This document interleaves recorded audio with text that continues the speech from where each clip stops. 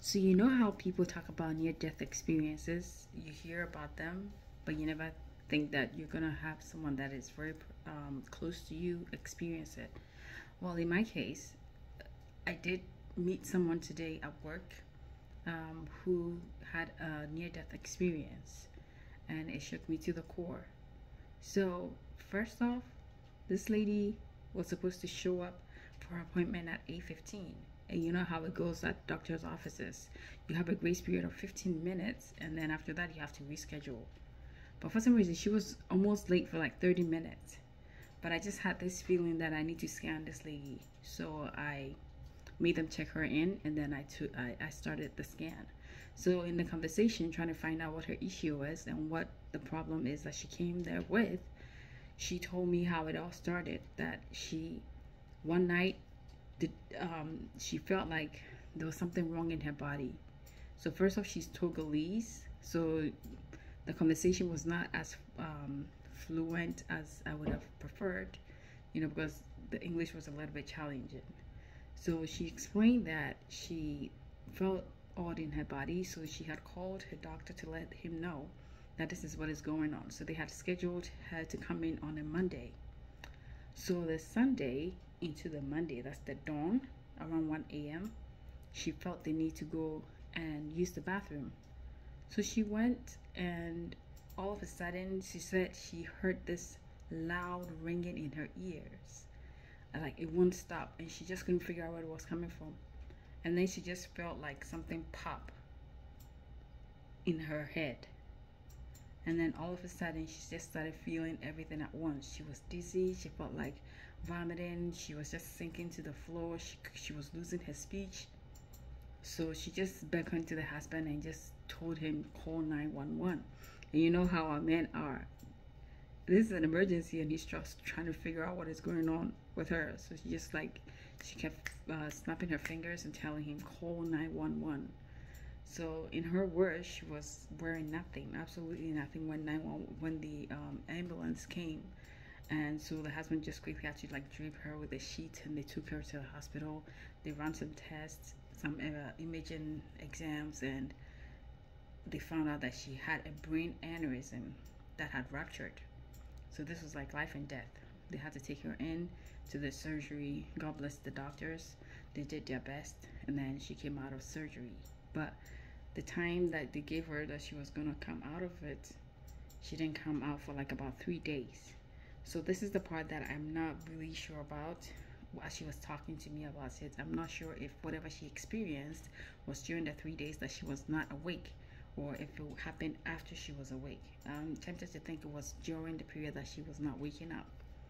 So on the other side, what was happening to her when she wasn't waking up, she said that she felt like she was dying, and she actually described it as like a very sleepy moment. Like she couldn't even keep her eyes open. She felt so sleepy, and she just felt her soul leaving her body. And when she finally left, she found herself like in the sky. And this is how she described it. She said everywhere like looked silver. It was like silver and so beautiful. Like I said, English was a challenge, so she couldn't use many words to describe it, but the word that she used, like, it was beautiful. And then so she saw herself laying on the bed, and she just called her name and said, oh, you died. And she was very sad. So as she was just trying to digest the whole situation, she heard a voice, like someone whispering to her ears, that you are dead. So as that realization just settled in, she told me that at that point she felt like she didn't have any brain. Like it's like she couldn't think for herself, basically like a zombie or something. She couldn't think or resist or even try to say, no, I'm not dead. So she basically just absorbed that information that she got. And then the first thing that came to her mind was, I want to see my children for the last time. And then she said that like she could see them, but it was very fuzzy. She couldn't really make out their faces. And she got the feeling, that the understanding that even the children that she had brought into the world were not even hers. So basically she couldn't have access to them. And so just as like the whole that sadness and everything was just like engulfing her, she heard another voice that told her that she's dead. But this time, she said that the voice, this second voice that spoke to her, gave her life. I didn't understand what she was saying, so I'm like, how is that giving you life? So she was like, okay, so the first one made her feel like she couldn't think for herself, like she couldn't defend herself, nothing. But this other voice that told her, it was sort of like giving her an option, to try to resist that to counter the first one that came. So this one gave her life in the sense that she started thinking, she started reasoning, and it started sinking in. She's like, no, I'm not dead, I won't die. So she said she was screaming on top of her voice. You know how you're like, no, I won't die. So that's how she was screaming. And then she woke up, she came out of it. But then she was telling me that this experience it was like, it made her realize that nothing matters on this earth, and that everyone can go any second. She didn't wake up to go pee thinking that that was going to be her last moment on earth. And the fact that even her children, she couldn't even have access to them. Like, it's like basically just like the Bible said, that we came into this world with nothing and we're going to leave with absolutely nothing, is exactly how she felt.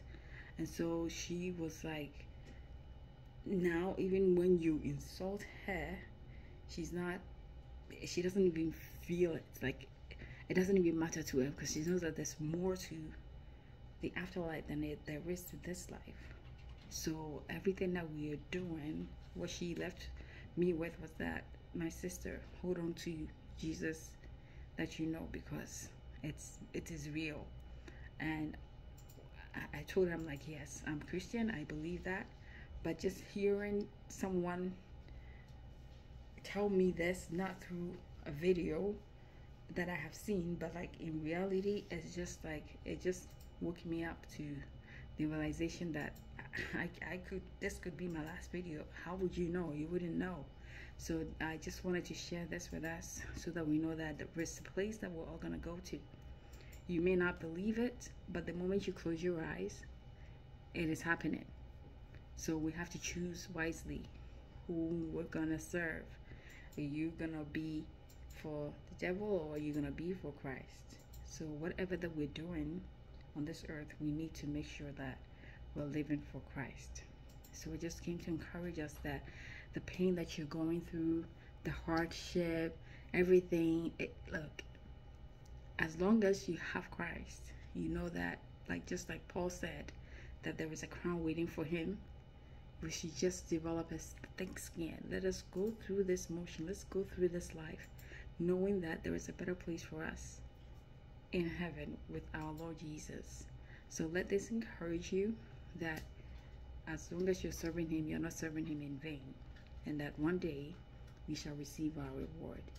So yes, I'm very tired, but I just knew I had to share this today because I heard it today, so that the information is still very fresh in my memory and I can just relay it to you guys just as I heard it. So I hope this blessed someone, and yeah, let's keep up the good fight.